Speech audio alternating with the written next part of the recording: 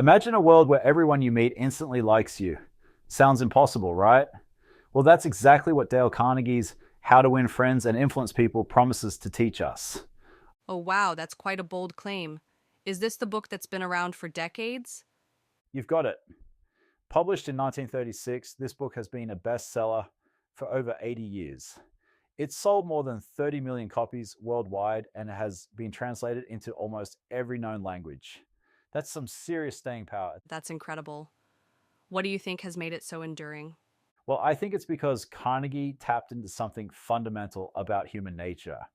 The book isn't about manipulating people, but about genuine connection. For instance, one of his key principles is don't criticize, condemn, or complain.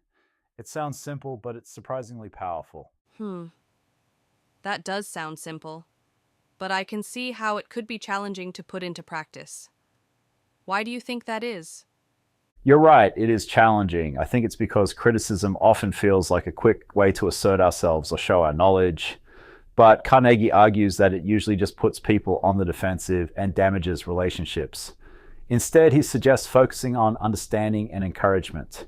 He gives an example of how Abraham Lincoln learned this lesson early in his career, which completely changed his approach to dealing with people. Oh, that's fascinating. Can you tell us more about that Lincoln example?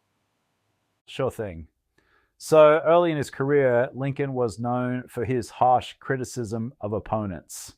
He once publicly ridiculed a rival, which led to a duel challenge.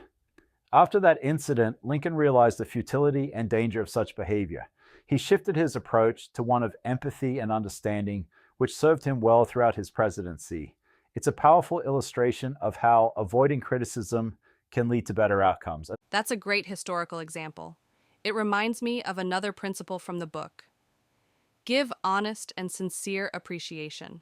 How do you think this applies in today's world, especially with social media? That's an interesting question. I think social media has made it easier to give superficial compliments, but harder to show genuine appreciation. Carnegie would probably advise us to go beyond likes and emojis and take the time to write thoughtful comments or messages that show we really value someone's contributions. I can see how that would make a much bigger impact. It's about quality over quantity in our interactions, right? Exactly. And speaking of quality interactions, another key idea from the book is become genuinely interested in other people. Carnegie suggests asking questions and really listening to the answers. It's not about waiting for your turn to speak, but truly trying to understand the other person's perspective. That's such a valuable skill. And it ties into another principle. Remember that a person's name is to that person the sweetest and most important sound in any language.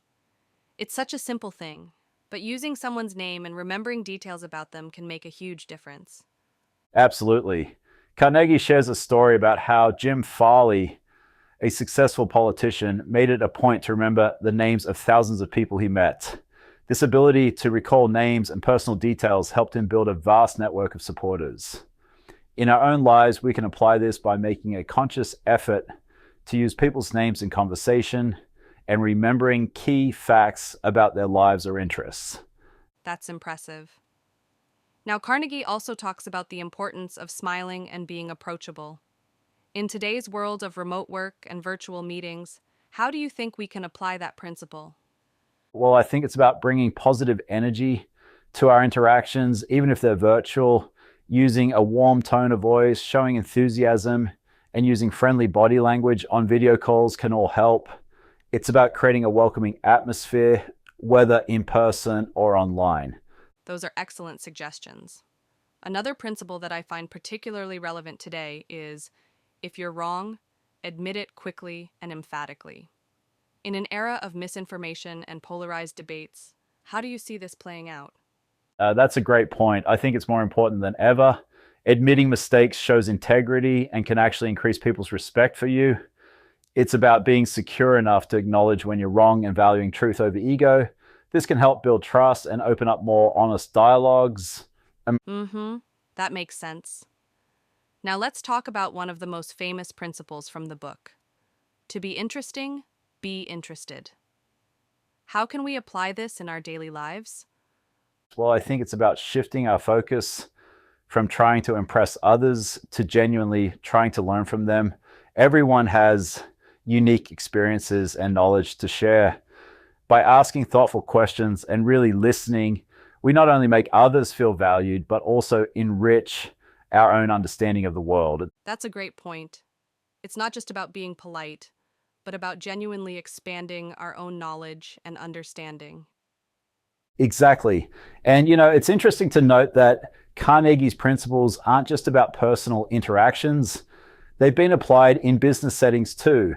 For example, a study by the Carnegie Foundation found that 85% of a person's job success is due to people skills, while only 15% is due to technical knowledge. Wow, that's a significant difference. It really underscores the importance of these interpersonal skills. Absolutely. And it's not just about career success.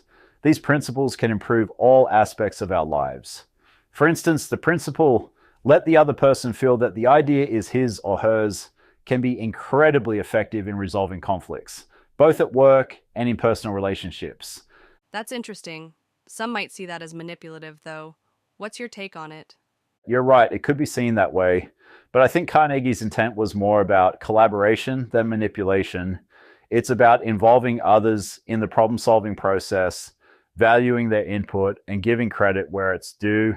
In a team setting, this can lead to better buy-in and more creative solutions. That's a great way to look at it. It's not about tricking people, but about creating an environment where everyone feels valued and heard.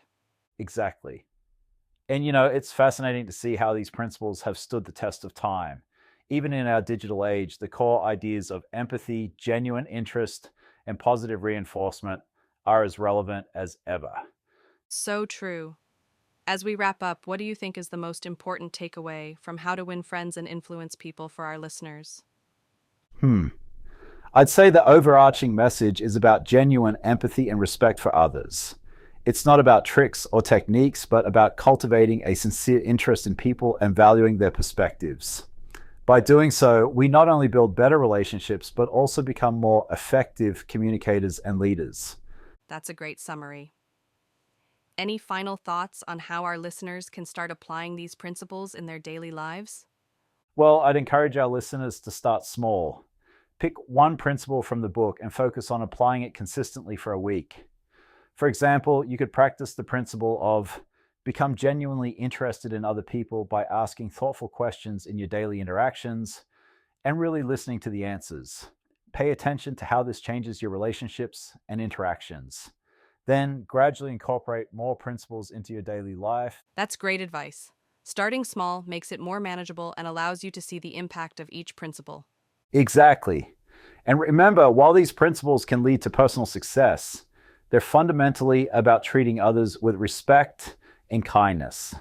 As Carnegie himself said, you can make more friends in 2 months by becoming interested in other people than you can in 2 years by trying to get other people interested in you. It's a powerful reminder of the importance of shifting our focus outward. That's a perfect note to end on. Thank you for this insightful discussion. It's been my pleasure. And we'd love to hear from our listeners about how they've applied these principles in their own lives. Remember, it's not about manipulating others, but about building genuine connections and bringing out the best in yourself and those around you. Thanks for tuning in.